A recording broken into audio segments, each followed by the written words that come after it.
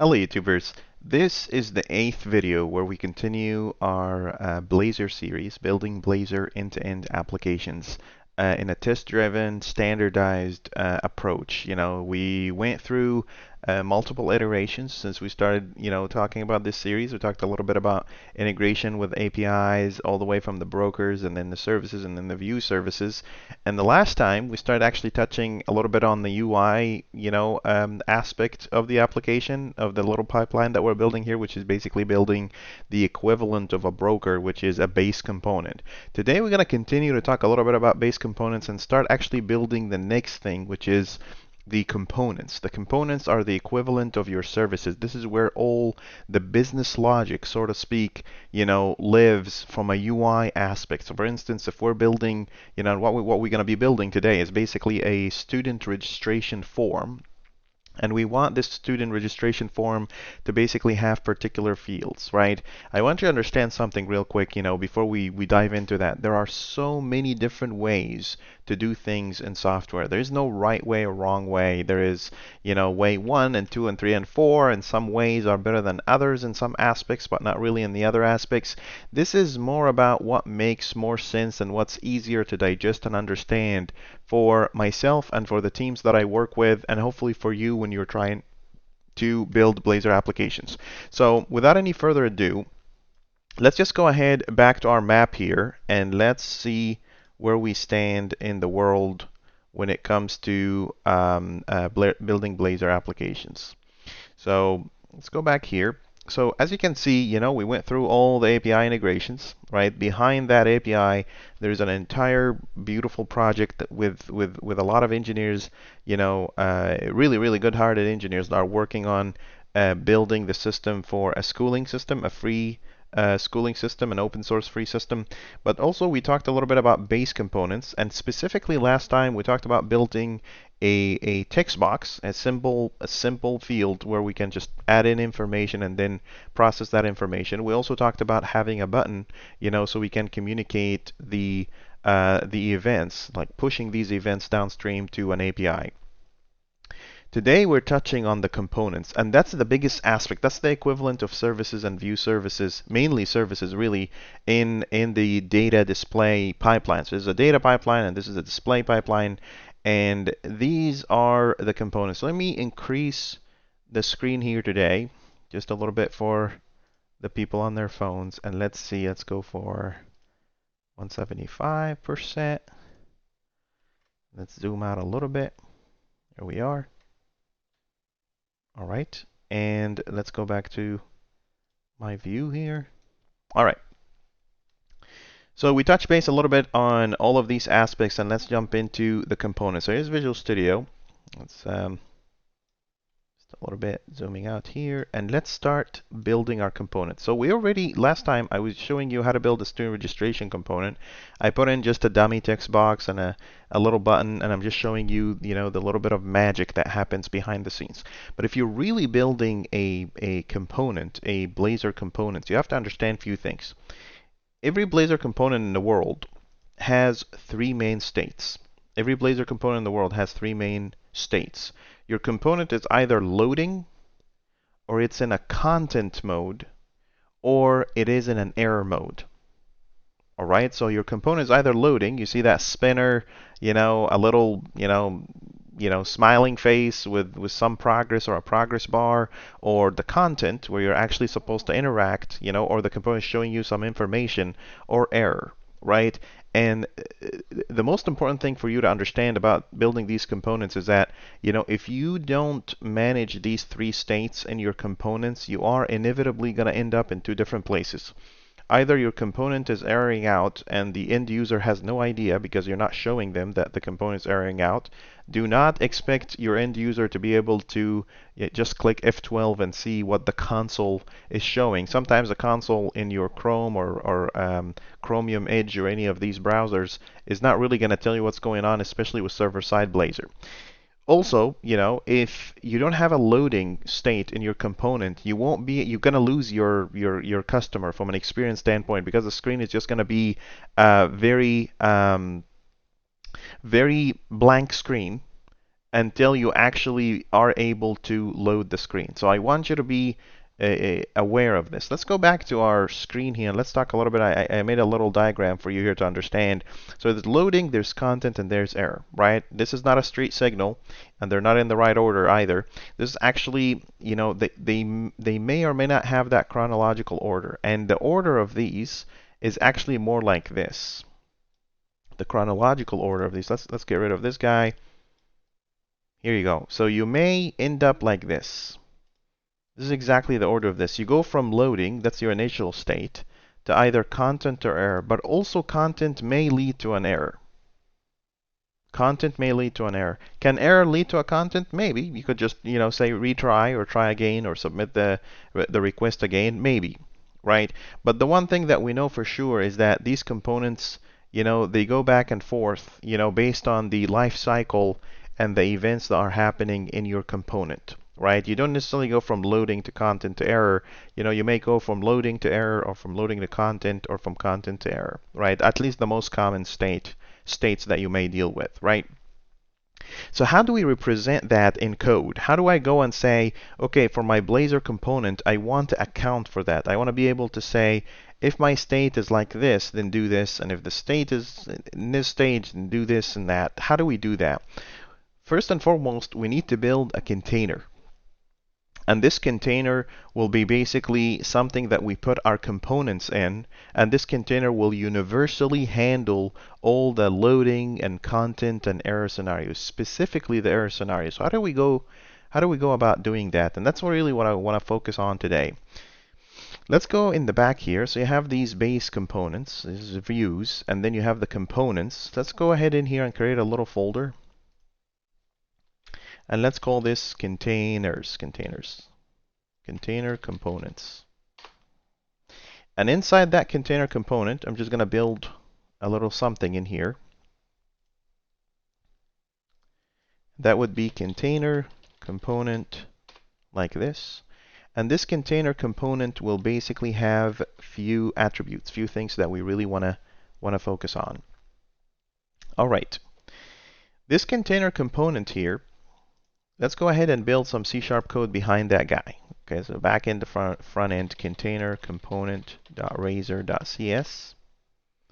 And this container component, obviously the C# code is just an extension of the existing C# code in your Razor file, what's behind the scenes. So I'm just going to go ahead and say component base like this. And let's just go ahead and add in some copyrights, clean as you go, so you don't have to clean a lot of stuff when you're done. So here's my component base. What's the first thing a component base needs to know about? It needs to know the state, what state your component is in. So let's just go ahead in here in the models area. There's my models. And I'm going to go here and create a new folder for the models. I'm going to call it container components. And under that, obviously folders are always, you know, plural. Even if you're putting one file in there, don't go and say, well, it's one file. It's because it's going to sound weird. It's going to be container component dot container component. It's just not going to make any sense. And Visual Studio might actually start barking at you if you do something like that. So in here, I'm going to define something called component state. And this component state actually is an enum to represent these values that I was just telling you about. In that particular sense, I could go here and say it's either loading, or it's content, or it's error. Okay, so every component out there has 3 states. Every Blazor component needs to have 3 states. It's either loading, or content, or error. All right, and I'm going into a container in here. The container is going to need that as an input parameter from the component that it's containerizing, you know, to tell it which part to render. Okay, so I'm just going to go here and say this is my component state. I'm just going to call it state. Well, that's a good deal. Great. That's my state. Okay, what else do I need to do here? What we basically need to do here, we need to be able to decide based on the state that's coming in, which thing do I need to render, right? Considering that what you're really rendering is either a loading page, a content page, or an error page. The one that you really care about is the content page, because the content page is basically what your component is. Everything else is normalized this way. So let's just go ahead in here and do parameter. How do I pass a component to another component? You can use something really cool in Blazor called render fragment. And let's call it content. So this render fragment main responsibility is to go and say, based on the content that you're giving me, I'm going to render that stuff that you just told me. All right. But in order for that to happen, inside that container components, I want another component that does that switch case for me. A lot of people will go and tell you, go in here and say, do this switch, right, state, and do case, right, case, and then if the component state is loading, then go and print some a label or something like that. That's really bad. Do not write C# code in the markup area. In the markup area, the only thing that you are allowed to do is to go and say, I want to reference a variable, or just call a variable, or maybe pass a function as a variable. That's it. If you start doing that on the front end like this, believe me, you're running down the road of building an application that's very hard to maintain, let go, understand. So let's not do that. Instead, I'm gonna go here under container components, and I'm gonna build in another Blazor component in here, and I'm gonna call it container states. All right, container states component. So what is this guy is doing? This guy basically takes a states and render whatever render fragment you're passing at it. So whatever your render fragment is, it's just going to go and do that. So let's go ahead in here and just build a class. I'm going to call it container component, container states component .razor.cs. And under that guy takes in a parameter, again, takes a parameter as a state. And watch what I'm going to do here. Prop component state. Here's a state. And here is a public partial class.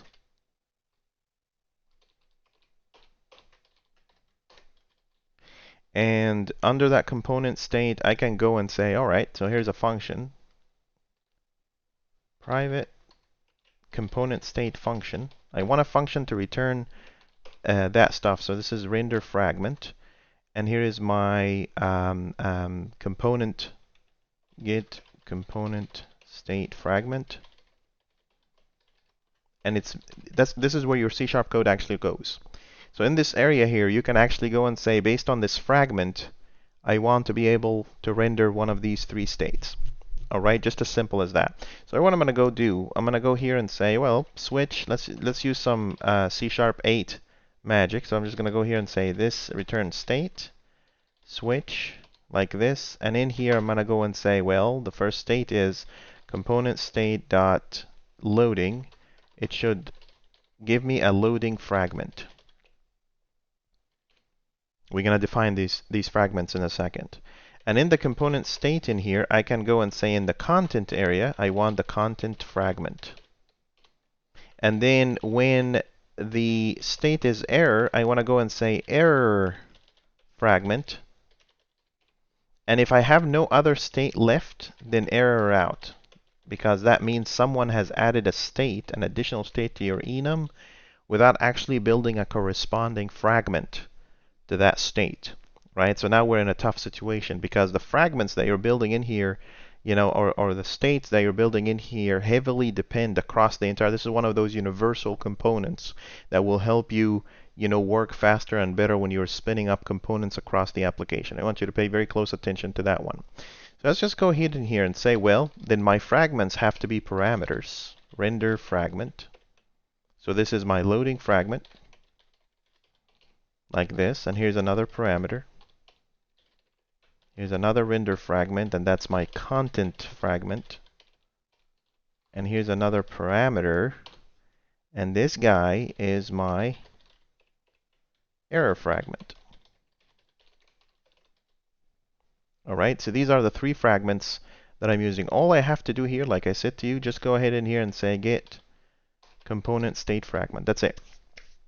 All your logic is passed in the back, and all you got to do is just call that function so it would spit out that fragment that you're working with. Great, so that's clean markup on the front end, semi markup on the front end, and in here what you're basically doing is that you're saying give me a state and let me load that state based on the fragment that's coming in. All right, well, that's great. This is all a good deal. I like it.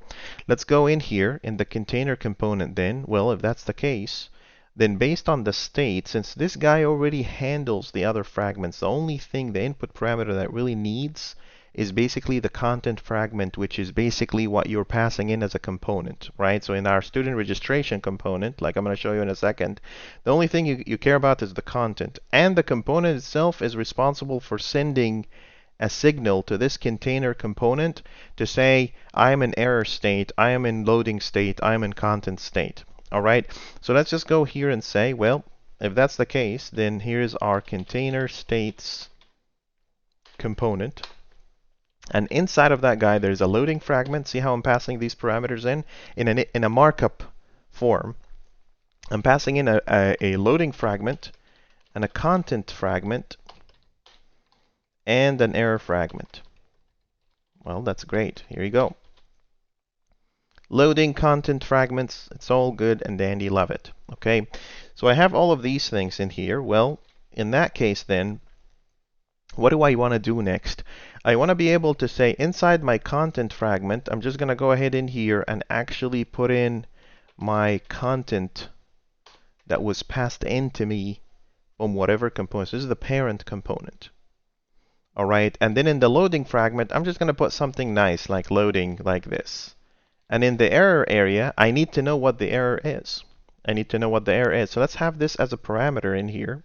So I have content. Let me have another parameter in here. And this parameter will basically be just error. So this is the error message that you're trying to put out. And inside that error fragment, you can go in here and say error. So see how I did this? Let's go back to the designing area and let me show you what I'm talking about. So you basically built a container component, and this container component has three different states, three different things. Render fragments. I want to have each and every fragment render based on the state that you're using with your component. If this is your content component, then in here, basically, this is your specific component that you're calling in to render in here. So this is my component, and I'm passing in that component into the content area, right? But every component, like a markup, from a markup standpoint, let me send that guy to the back. From a markup standpoint, every component that you have, like this, has a bit more than that. It has a little bit of back-end code behind it. Let me fix this real quick. Duplicate, send to back, and move a little bit in here.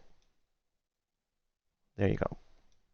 So there's this guy behind the scene, and this guy behind the scene is the loading component. This guy behind the scene, this is the C# code that we build behind that UI component. And this C# guy, all it does, it goes and tells the parent component what the state is. So this guy, let's put this as an input parameter in here.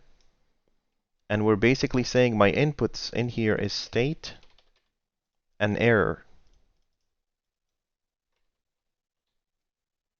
Here's my inputs. It's state and error. So this back end of the front end, while the component itself gets sent to the content area, like this, what's actually happening is that the back end in here is reporting that status. So it's changing the state for both and sending the error if needed be. So you see, that's basically your parent component, your container component, and this container component is saying, you know, give me your state and I will be able to render whatever you want based on that state. So this here is loading. It's already doing that outside of the box for you, but in the error area it says I want to know what happened to you.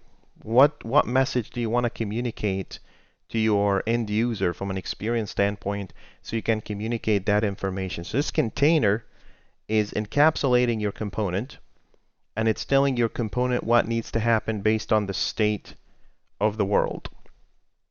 All right, so that means that your component basically goes right into that component. If the state is content, it'll go report that state, and the state will display content. If it's not, it's going to do loading, because that's the initial state of the component state enum. And if there's an error, it'll basically report that error downstream to this guy. Does that make sense? So let's go back to our screen here, and that's basically what we did. We said, here's a loading fragment, here's a content fragment, and here's an error fragment. And in the error fragment area, this is the equivalent of a switch case and markup. It's beautiful, it's clean, it's maintainable. You know, you don't have any of that stuff that people do, stuff like this, maybe for testing purposes or demo purposes, but don't do that. This is a markup file. It needs to contain markup stuff like we talked in the last time.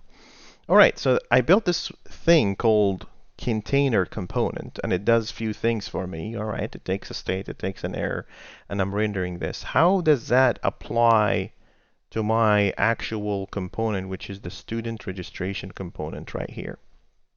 All right, that means we have to delete everything we've done here, really everything, and start from scratch. And this here, when things start to get a little interesting for you, because that's when we actually going to start writing some serious test-driven UI code for you. So bear with me and be very focused, because this is where all things are going to happen. All right, every component needs a state. It needs an exception. We need to know if an exception happens. We need to know what that exception is. And it also needs all the little references to all the entities that it's working with, right? So let's start with this. You know, let's start with the services, you know, the data pipeline. So if you go back in here, there's the data pipeline that we care about. So I want to set up the integration between my component and view service. And remember this, every component should only call one view service. If you're calling multiple view services, that means you're doing orchestration, and that's not the responsibility of your component. Then if you want to do multiple ones, multiple calls, then you may as well just push that guy back a little bit like this. And let's say you have a different pipeline that's going on. So let's just go here and create that new pipeline. And in this area here, I'm going to go ahead and build something called view orchestration service. And that view orchestration service will be the last point of contact between your data pipeline realm and your UI realm, just like that. So let me push these guys a little bit ahead like this. Let's see if I can do this real quick for you. Let's push this guy here, and then this guy will be the one talking in here. That's it. That's all that it is. They have their own components. You have to have one point of contact. They are the equivalent of aggregators in APIs. If you go back to my coding standard and architecture guideline, you will notice that this rule is really important. Why is this rule important? Someone might ask, say, okay, you know, you're telling me about this. You know, you're telling me that I need to, you know, have only one point of contact. Why can't I just orchestrate on the fly? It's easier, man. It's easy. You know, I can just do that. The problem with that is, at any point in time, if you decide to lose your UI component, you lose a part of your business logic, which is not supposed to be the case. You're not supposed to be, so remember this. Software engineering is all about abstraction and reusability and configurability. If you can't do that, if your software doesn't have that capability, then it can't stand the test of time. Right? Any great software can stand the test of time. The test of time meaning that practices change, technologies change, architectures change, a lot of things change.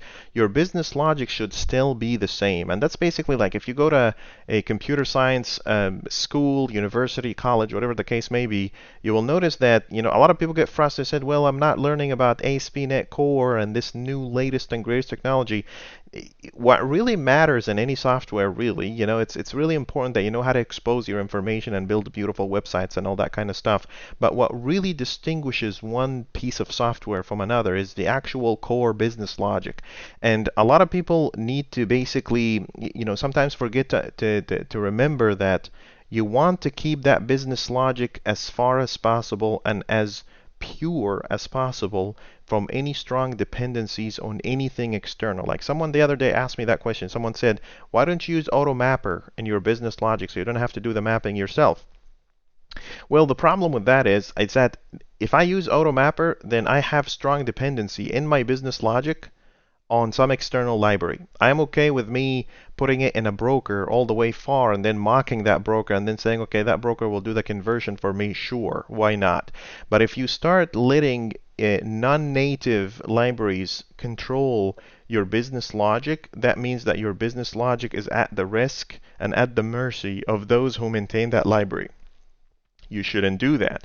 Your business logic, which is your flow control, if statements, anything else around that should continue to be completely pure and completely free of any dependencies. And this is the beauty of solid principles and using dependency injection, is that you can go and say any dependency I may need and any contract I need to work with, I can abstract that away with local contracts and make sure that my local contracts, is something that any external dependency is adhering to, so I don't have to deal with, changing my business logic based on the technology that I'm working with. Whether you're doing, email composition or, queue-based operations or event-driven development, you shouldn't let that leak into your system, and that's basically the idea.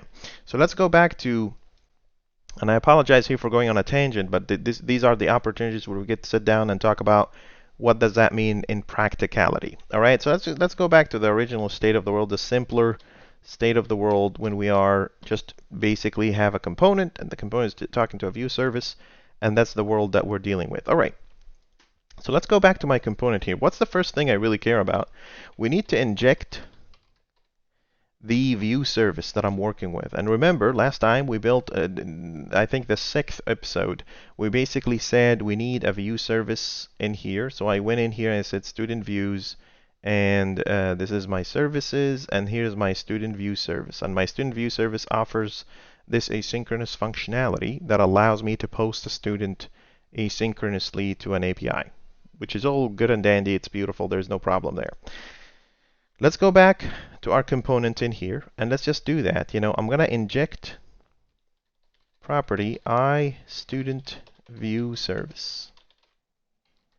Now, here's something important for you that I want you to remember. Student view service. So this is my data pipeline. This is the integration point of contact. See, both the student view service and the component itself and everything you're going to be using is something you created with your own hand, even though it may imply some external dependencies behind those lines. Your component will continue to stay very pure and very free from all and any of these dependencies. Now, when you go do something like this, just make sure that you registered your services, because I do that mistake a lot. So my view service, my student view service in here, has had dependencies on student service, user service, datetime broker, and all that. Do I actually have all of these registered? I don't remember doing it. No, they're not. So let's just go ahead in here and, just out of courtesy and, software craftsmanship, just, give him some order. So I think I have datetime broker in here. Here's my datetime broker. Datetime broker. Here's my datetime broker registration. And then also services, add scoped. I want to add in my iStudent service. Here's iStudent service. In their chronological order, you're basically telling the person who's coming to maintain the system, hey, this is how I built this and this is how I started. It's nice to leave traces, especially with little things like these, for engineers to actually look at and say, yeah, this guy actually, did put some thought into this. The way how he ordered or she ordered this code is basically, something that, indicates, what kind of train of thought they had when they were building this. They will respect you for that. So iUser service in here. So that's my iUser service. Here we go. User service. Here it is. And then also, I think the view service, right? So that's services.addScoped. You have to make sure that you have all of that stuff registered. iStudent view service. Here you go. So that's student view service, student view service. There you go. I think that's all the services that we need. right? It's going to bite us later if we don't register those, especially when you're trying to test something, and it'll get you confused. And I'm not telling you this because, I am a fortune teller or anything. I'm telling you this because I just got burned by that when I'm trying to prep for that demo. So I'm just giving you that up front. Don't think that it's, the fact that you may think that things just go smooth like that, that's not how actual real programming is. And that's why I try not to omit away from my videos any thing that may I might run into, any problems, any technical problems that I run into. A lot of people might say, well, why don't you just cut this off? No, I'm not going to cut this off because I want you to actually see the real world experience of building software. It doesn't matter whether you have 5 years of experience, 1 year of experience, or 20 years of experience building software. You're going to run into problems, and you're going to pull your hair out, and you're going to think about what I'm going to do, and you're going to do Googling. It doesn't matter, especially for the new people that are joining this industry. Don't blame yourself or feel bad that you have to search and look around and ask questions to solve a problem. We're all doing it. Doesn't matter whether you're a junior engineer or, a distinguished engineer. It doesn't matter where you're at, in your experience. You're going to ask questions, you're going to run into problems, and you're going to need to solve them. All right, so I'm just setting up the premise here just to get my component basic things up and running. So here's the inject, and then in here I also can go and say I want a state. So I want to represent the state. So here's a component state like this, and this is my component state. All right, what else do I want to represent? I want to represent the exception. And these exceptions are an interesting case because I want to be able to capture an exception and represent the error in that exception. So what I'm going to do here, I'm going to go up here. I'm going to create a new folder, and I'm going to call this folder student registration components, like this. And under that, I'm going to create another folder. I'm going to call it exceptions, like this. And under that exception, I'm just going to go here and say, well, this is student registration component exception. And under this guy, this is basically an exception specific to each and every component. So every component is independent in its own exceptions. However, what you want to represent and whatever you want to express in here. And in this case, it's just a typical normal exception. I'm just going to go here and create a constructor, and this exception will take an inner exception like this. And I'm just going to go here and say base component. And I'm going to go here and say error occurred, contact support. And I'm going to put my inner exception in here. Sometimes you need the inner exception, sometimes you don't. It's up to you to determine which route you want to go with. All right, so that's my inner exception in here. Let's go back to my component, my student registration component. So I need a student registration component exception. And I'm going to call this guy the exception. So see how every component has your pipeline, data pipeline. Sometimes you don't need to. Sometimes your component is just a static information or a label that basically says thank you for registering with us, or whatever the case may be, right? If that's the case, you don't really need a data pipeline for it. But if you're building something that is doing something interesting, for the most part, not just a content, just static content or any of that, you're gonna need a data pipeline. So you need your data pipeline. That's a two-liner, so I'm going to separate it with an empty line in here for readability. And then you have a component state, and you have the exception. What else do I need? And I want you to focus with me a little bit on this one. Every single UI component in your system is basically attached to an object, a well-defined property object on your system. So I have in the student view in here, your student view has a bunch of fields like identity number, first name, middle name, last name, and a birth date and a gender, right? And I want to be able to map those as data coming in from the UI. This is the mapping part. The UI is sending you something, and you want to bind that with that component. So what if I went in here and said, here is my point of contact. I'm going to define another thing in here, and I'm going to call that student view. And this student view in here is basically what I'm going to bind to all the UI components that I have on the system. But that's not enough. I want to be able to test drive this using bUnit programmatically, because you don't necessarily have a UI page rendering in front of you while you're testing your software, right? When you're testing your software, you want to programmatically be able to add text in the text field and then programmatically resemble the button click, right? And a lot of people will say, well, programmatically, if you do that, then how do I know it's actually on the page? Absolutely a legit question. I will show you how that's gonna work out. So let's build UI components to represent the fields that I want to build in. So for instance, here you go. I want a text box base. And this text box base will be for student identity text box. So that's one field. I also want a text box base for student first name. Great. Let's call it student first name text box. And please don't use abbreviations. A lot of people do this. That's just really sad. Don't do that.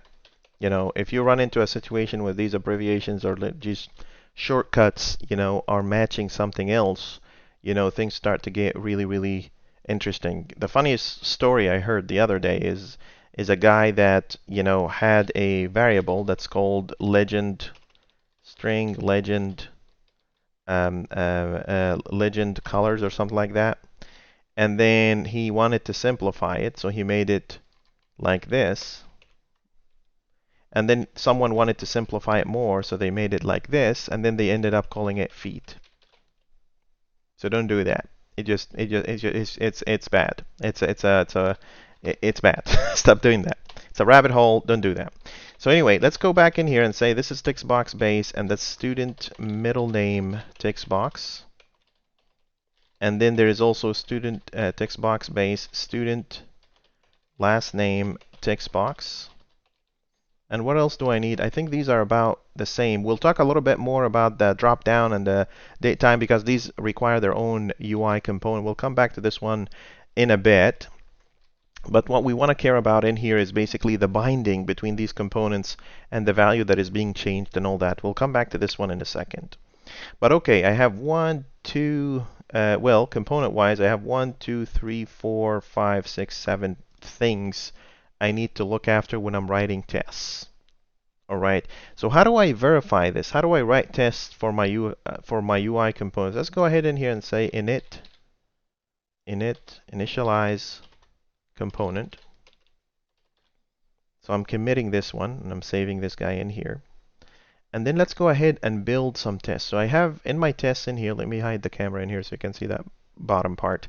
You know, if I go down here and I create a folder, and I'm going to call it views. So it's really, really nice if your structure of your project, so you have in here services and views, and I'm going to have in here services and views. It's really nice if that structure matches, you know, your actual business logic. It makes your software a lot easier and a lot simpler and more maintainable than anything else. All right, so let's just go ahead in here under the views and create a folder, and I'm going to call it student registration components. And under that guy, I'm going to start writing some C# code to test drive the work that I'm doing in here. So this is student registration component tests.cs, and I'm going to make this guy partial because I'm going to need to break out the support methods from the actual methods that we're working with. So here's this guy, adding a header. And in this guy, I'm basically setting up my components. So just like any other test that we've done in the past, if you look at the services area in here, any test that we've done before, we did a mock and then we passed in these mocked services and brokers into the constructor of the service that is a subject of test. We're going to do exactly the same thing in here. So I'm going to go in here and say private read-only mock like this, and I'm going to go say student view service like this, and here is student view service mock. So that's number one thing. All right, great. What else do I need to initialize? I want to go here and say private rendered component, and that's basically the subject of your test. See, it's inheriting from bUnit, and inside that guy is the student registration component. which is the component that I'm trying to test. And in here, I'm going to say rendered student registration component. Am I over 120? No, I'm not. That's just my font is way too large. All right, perfect. So if I'm having, so these are the two things I really care about. Everything else is a part of the component itself. I don't have to mock it. I don't have to do anything with it. Well, that's great. Well, what else do we want to do here? I want to go in here and basically say, in the constructor, so with every test, I want to reset everything to its original state. So my student mock will equal new student mock. And if you look in the previous tests, you will notice that we used to go and say, okay, mock this and just pass it as input parameters. But in a component, we say inject. So how do you go about doing this? So this gentleman, Eagle, he built this library called a bUnit. And bUnit basically allow you to inject these services that you're building on the fly, right? So you can go in here and say this .services .add scoped like this.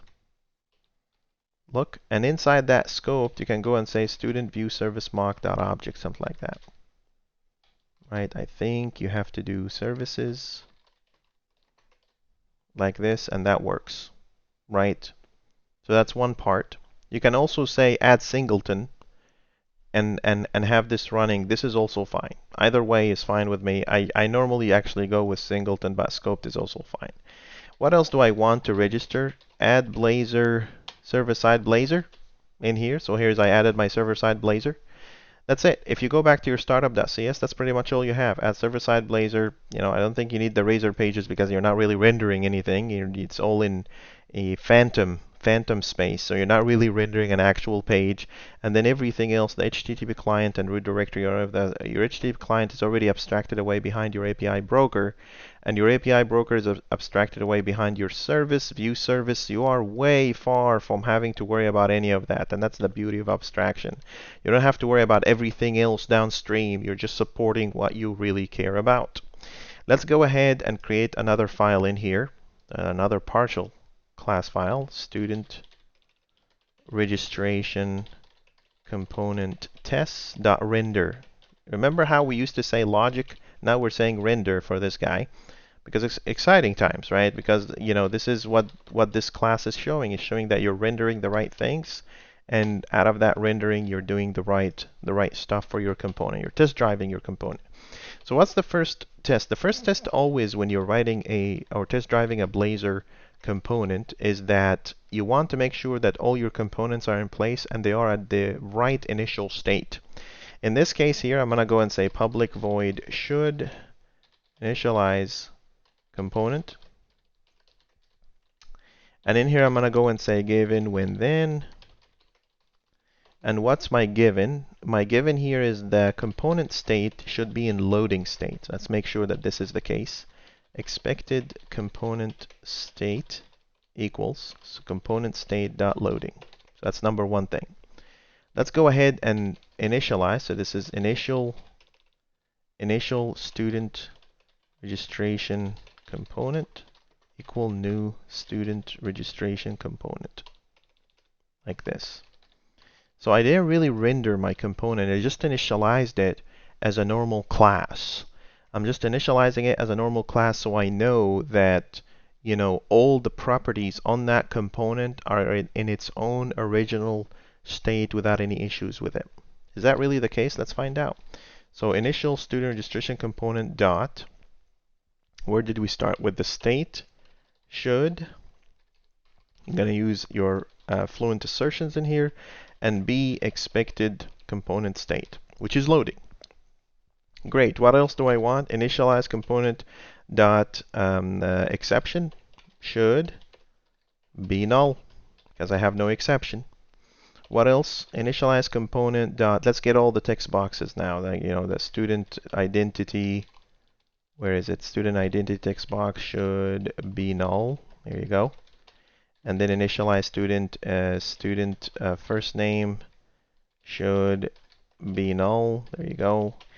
And so many others. Student middle name, I think, should be null. be null like this. Initialize student, student last name should be null. And then here's your, also we have the last name, middle name, and then the student view also should be null. So this is my initial state. Everything is nullified. Your component is in a good state. Nobody's doing some weird work around your text boxes that they have fields that they're not supposed to have or any of that stuff. And your state is in loading, so all of these actually should not be visible in any way, shape, or form. So let's just go ahead in here and run this.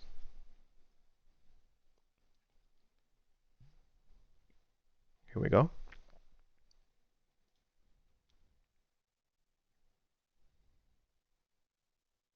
And the test is passing. Why? Because these fields are in the right state.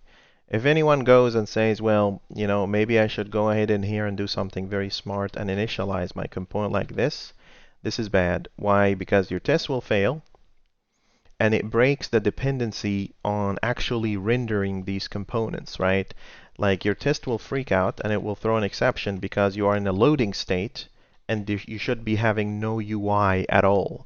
The fact that these components in here are not null, that basically means we actually rendered them on the screen. And I'm going to show you how that works real quick. So let's just go ahead in here and just commit this as pass. This guy is born passed. You know, you can't get it in a fail state unless someone is doing something weird with your system. So let's get to the interesting stuff. In here I'm going to go and say public void should render component. Should render component. So let's go and do given when then, like this. And in this should render component, I need an expected component state, but I need a little bit more than that. And I'm going to show you what we're going to do here. My expected state here should be content. Also, I have a bunch of strings. I expected identity, text box, placeholder should be student identity. So what is this placeholder? The placeholder, remember when we talked about the placeholder, it's a little gray text that happened on the front of your screen when you are actually rendering your components. So this is where I'm going to verify. I'm going to do this 5 times, Control D here. And I'm going to go here and say student expected identity, expected first name text box, expected middle name text box, expected last name text box. I have all of these. And yep, and then this is student. So in here, instead of student identity, I'm just going to say first name. I'm going to say here middle name. And I'm going to say here last name. Like this. Right, first name, middle name, last name. It's all good and dandy. We're building all of this. Obviously, some people will say, Hassan, why don't you just use this latest and greatest Blazor native form? I'm like, just, smaller steps, slowly but surely. I want to show people how to build everything from scratch. And then we can step forward into using more advanced concepts and more advanced topics. In fact, actually, I personally prefer using Syncfusion. It's a very nice library and it has a lot of themes that help you build different platforms with different capabilities. Also, the fact that they're saying, for your open source projects, you can basically have a community license, you can have it for free and go ahead. The most helpful support team in the world, but, I want to show you how things work out as a native component first, just so you understand how things work. So a bunch of expected stuff, great. This is all great. And then let's go ahead in here and actually render our components. So remember that render student component? I'm going to go here and use one of Eagle's nice functionality and actually render that component. That means it's actually loading in real time in the phantom space. We're basically loading it and we're actually initializing all of these components. Obviously, it's going to fail from the beginning simply because we don't have any UI components on the front, right? So let's just go ahead in here and say this is my student registration component, like this. And in my student registration component, I'm going to start verifying based on this component instance that I just initialized, whether I actually have text boxes rendered on the screen or not. In fact, actually, I forgot one more thing in here. I think I forgot the button. Initial student dot submit button should be null. And let's go do a submit button. I forgot to do a submit button. That's bad. Let's go back in here. And let's have a button. So prop, button base, submit button. All right, I thought I was forgetting something. So let's go back in here. So here's my submit button. Great. Let's go back in here and say, what's my submit button label? Expected submit button label to be submit student. There you go. Some people will tell you, well, why don't you just go scan the HTML? That's just really, I mean, a lot of people go that route and they go say, oh, search by ID in the page and do all that stuff. Maybe on an acceptance test level, this is more very strongly typed, very confirmative kind of testing in the sense that everything is tightly attached and bounded by an actual entity in your system as an actual object, and you're basically making your test basically on that object itself, regardless of what you want to render on the front page. So let's go back in here and say, okay, what am I trying to test? Well, for starters, the render student component instance dot state should be my expected state. So that number one thing, expected component state, like this. Let's start slowly but surely. Let's do an Uncle Bob kind of thing in here and say, okay, I want to start really, really small with this, and I'm going to build up as I go. So the first thing here is that I want my component state to switch from loading as an initial state into content. How do I go about doing that? Well, let's have a failing test first.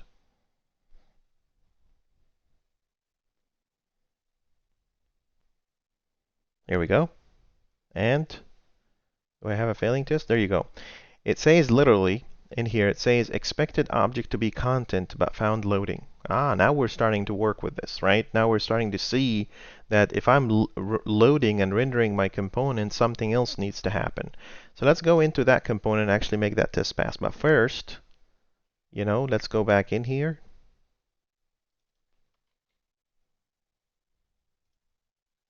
And say this is as failed. Here's a failing test, this purest approach. And then let's go back into the test itself and let's say, well, when this component actually renders, I need to go and call an initialized method in here. And this method basically says when the component actually renders and fully load all of its requirements, start doing these following things. Well, on initialize, I want to go and say my state should be content.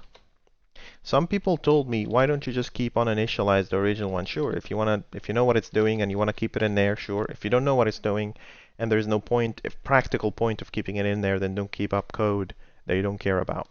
All right. So this should make our test pass because basically I'm saying once the component renders, I should go into a content state unless I have a legitimate reason to go either back to loading or stay in loading or actually go into an error state. So let's see if that's true. Let's go back to that test here and let's run that test.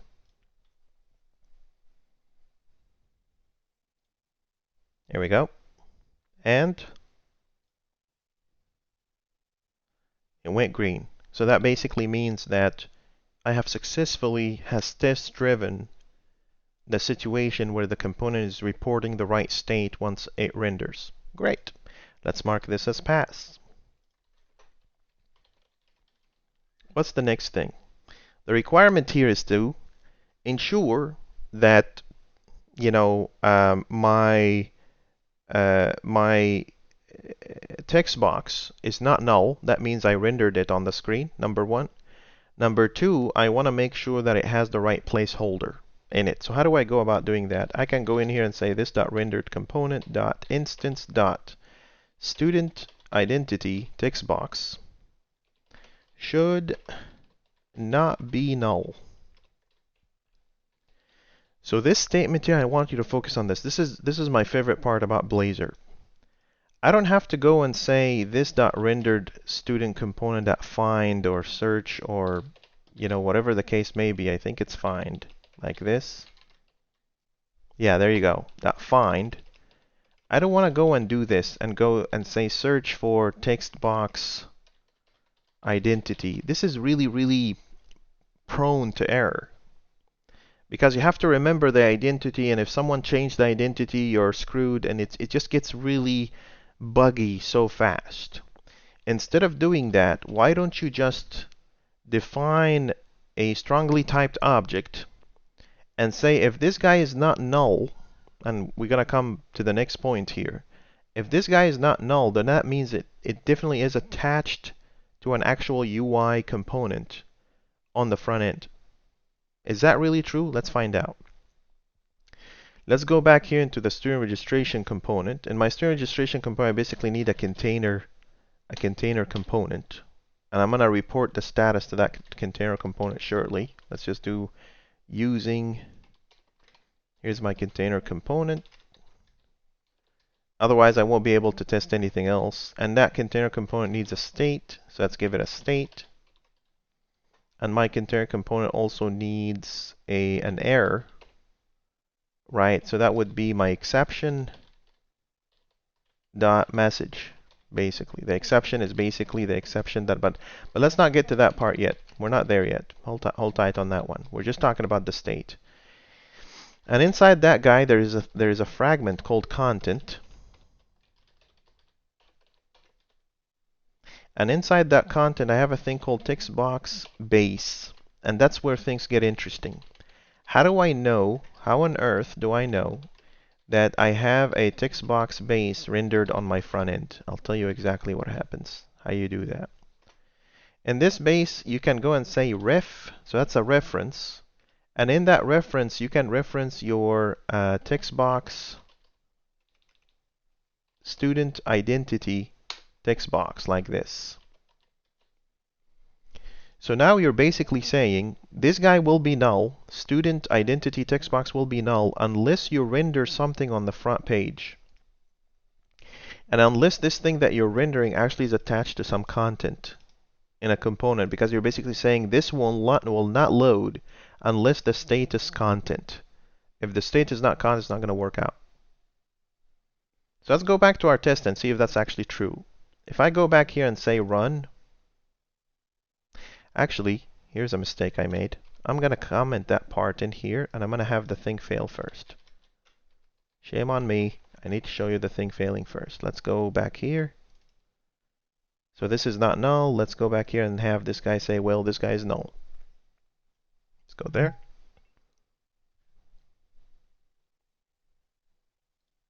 Here you go. Here you go. It's saying I expected this object not to be null. Fantastic. If I go back to my UI, let's submit this as failing. Every single step, every little thing you do, make a commitment so you can roll back and be a pure approach. So okay, let's go back into my implementation here, and in the UI, my friends, I'm gonna go ahead in here and revert that piece. So now I'm saying there's a text box entity on the UI, and this entity is linked with a reference into that component that I'm working with. So that means if I go back into my tests and run this guy, watch this. What happened?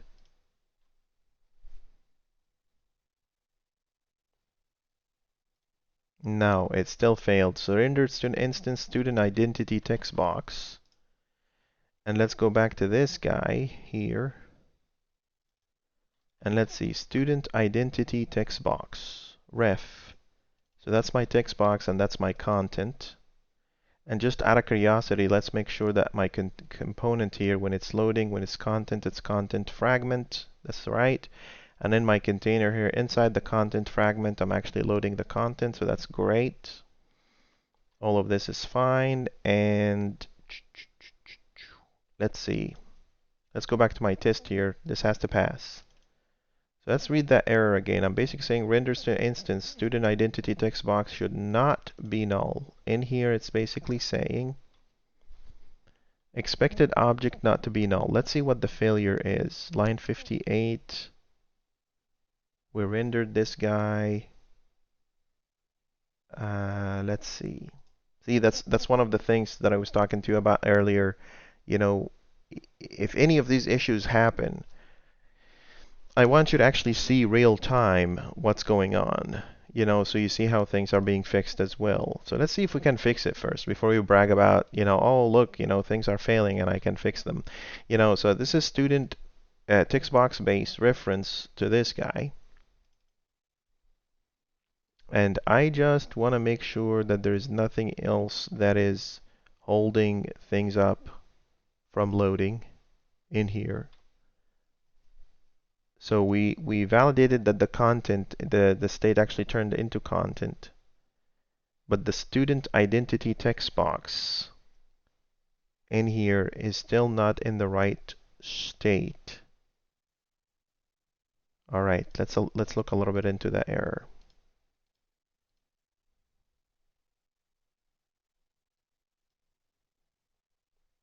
So this handle failure, expected object not to be null. Right, and that's on the rendering. And it's this issue. Okay, let's see. Now, maybe a better approach, if I run this, would anything else error out? Let's find out. Maybe it'll give me some insight about why this guy is actually failing. There could be some other dependencies that we're not aware of that we need to fix up. Okay, this is a URI thing. It doesn't really matter in the configuration, but I'm going to put a URI thing anyway here, HTTPS localhost. That shouldn't really matter because we're not really touching that guy at all. Could be something else underneath that. Let's see if it can tell us what's actually going on. So I'm loading this. So see, this guy is in a loading state still. It didn't really give me the right state, which is interesting. Why is this guy in a loading state? It must be the case that this container is not really doing the right thing. So let's find out. Public component state. So we passed in the state. Did we not pass in the state to this component container states component? Yes, we didn't. There you go, state. Now see how this is from the UI, it's even validating. It's telling you, hey, you're not really loading that box on the screen because you're still in a loading state. That's fantastic. Great that this happened. Now let's go back here and run this. And that guy should definitely pass, God willing. Okay, there you go. So this is this guy. So that guy is passing. So that means I actually do have a text box on the screen that's rendered, without me having to search around and look for all of the IDs and all that kind of stuff. No, you don't have to do it this way. There's a better, more solid way, strongly typed way to do this. Okay, well, the second thing I want to verify then, well, if it's not null, then I want to go here and say rendered component instance student identity text box placeholder should be expected identity text box placeholder. So I'm basically saying, oh, it's not enough that it's actually rendering. I also want to know for sure that it has the right placeholder on it. Right? If I run my application like this, you'll be able to see the text box, but it doesn't say student identity on it. Check this out.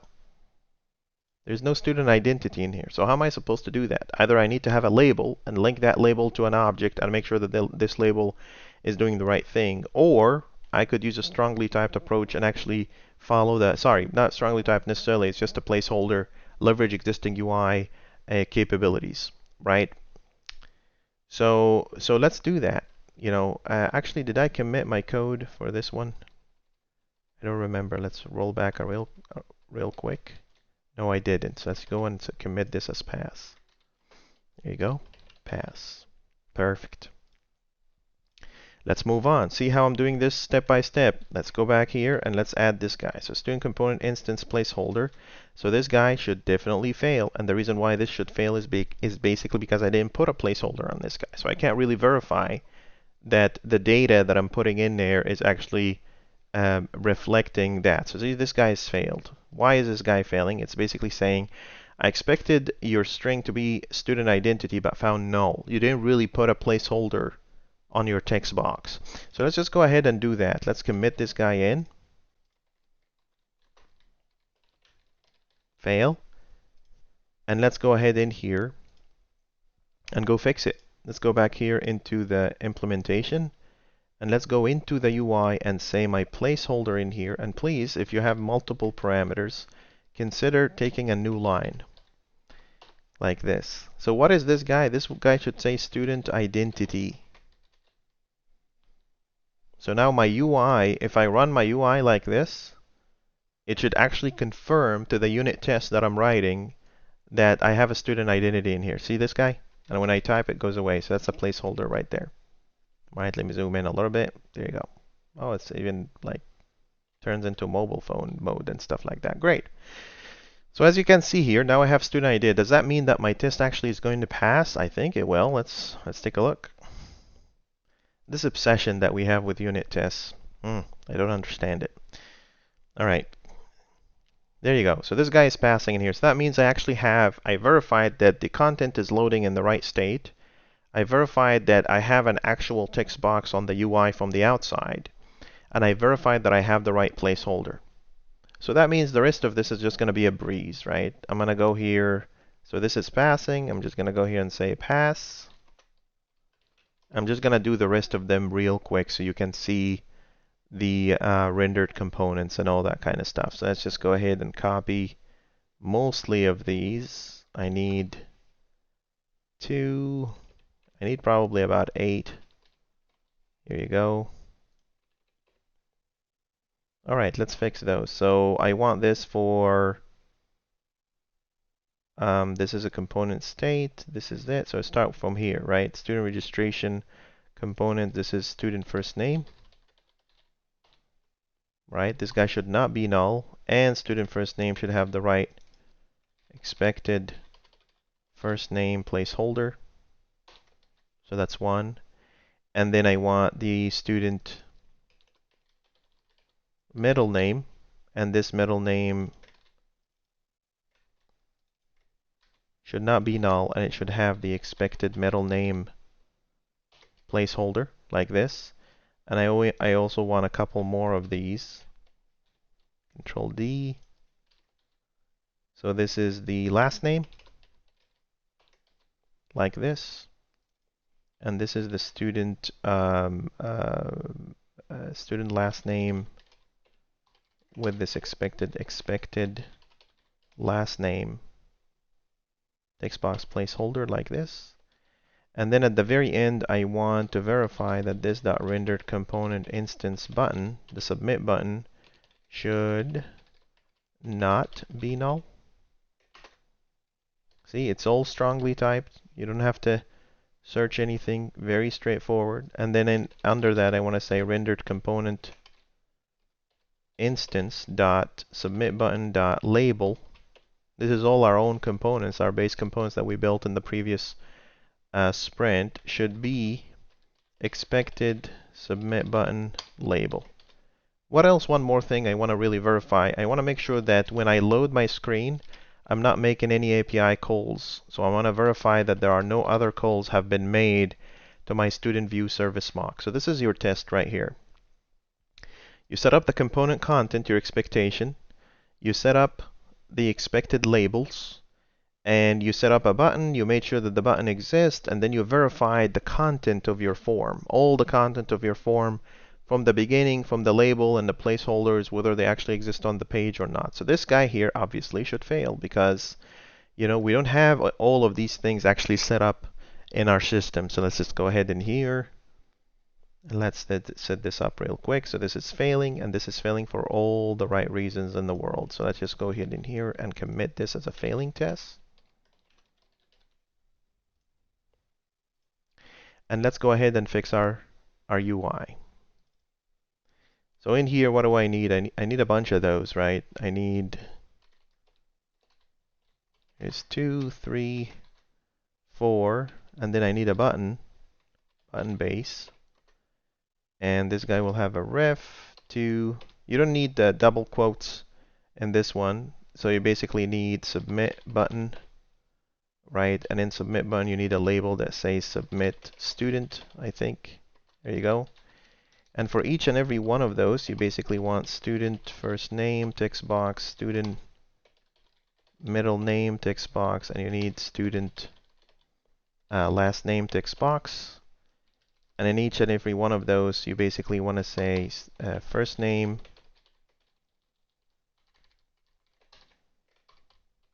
middle name, and last name.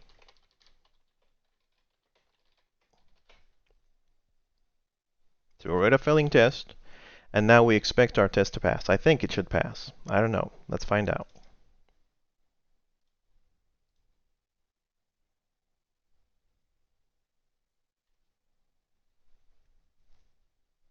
There you go. So this guy's passing, right? Great. Wonderful. One more thing we forgot to verify.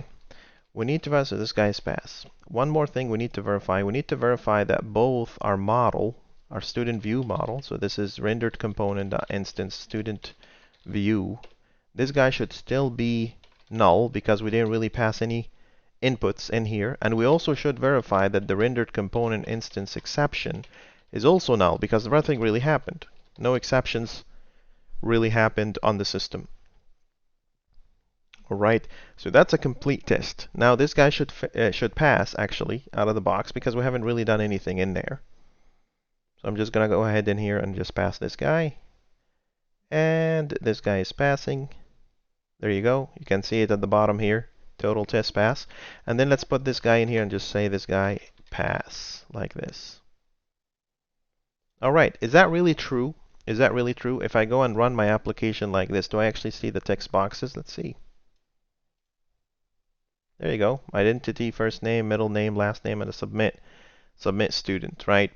Might not be the best UI ever because we still need to come into the part where we need to do the styling and all that kind of stuff. But for now, I'm going to put something down here for now just to make it kind of representable. But that's really the not final stage. This is just you test driving UI components with Blazor rendering on the screen without any issues. I could just use a, can I just use a BR in here just to break the line? Would that work? Let's see if that would work. I don't know. Let's find out.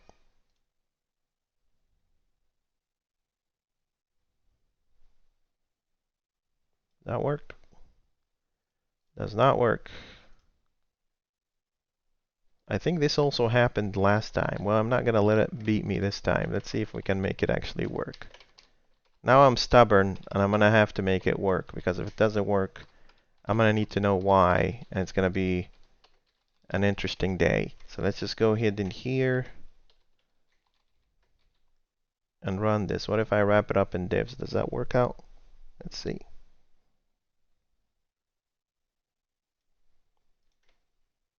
Interesting. Still nothing.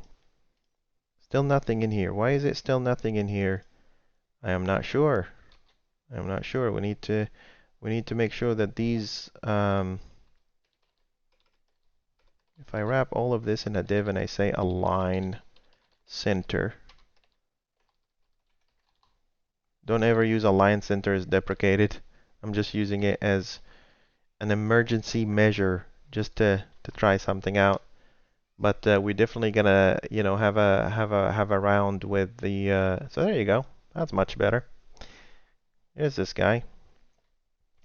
So this guy here, you can basically see, you know, I have the student identity, first name, middle name, last name, and a submit. But that's obviously not the final result. I guess I don't need that guy really anymore. I just need the PR one like this. Take this guy out, put this guy in, and run this guy one more time. So this is kind of a form, kind of a student form, but it's not really what we're ending up with. We're going to end up with something that's going to blow your mind, something really beautiful, something that you can actually work with. All right, so that's our session for today. You know, we basically have test-driven the development of building a student UI, simple text boxes and a button, right? And what I'm trying to tell you here is that you have to understand that when you're building UI components, you know, you can't really separate the development of building UI components from building a user experience. So UI versus UX and which is which. UX folks are dreamers, right? They can put something that may or may not be realistic. UI folks, the people that work on the UI, they are more, in the reality. They're saying here's what's possible and here's what's not.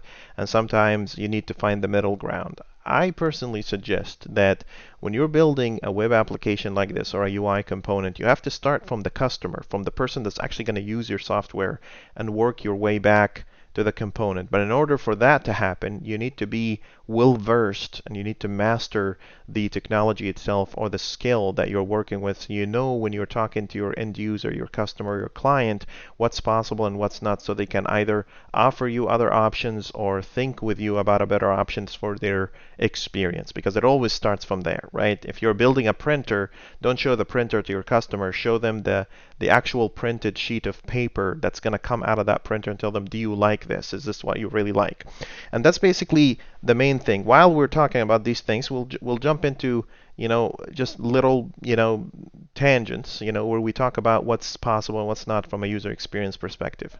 So today, we didn't really finish the entirety of the component. We still need to work on building a base component for dropdown, and we need to build a base component for datetime. And then in the upcoming videos, I'm going to talk to you about actually how do you test drive submitting a student to your view service, right? How do you test drive that? How do you ensure that your button, the events on your button, are actually attached to the right function and it's actually making the right call?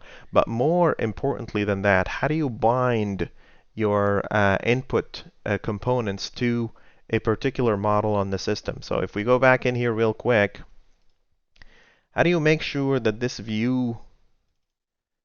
student view service, sorry, the student view in here, how do you know that this guy is actually attached to all the components? So I want to attach that student view first name to that text box first name. How do I do that? How do I do that binding? How does it work out? And there are some challenges there from a technology standpoint and from an understanding standpoint. I'm going to show you all the options. And we're going to run into all kinds of problems. And I'm going to show you how to get out of it, and hopefully you will find this series hopeful. So that's pretty much it for today.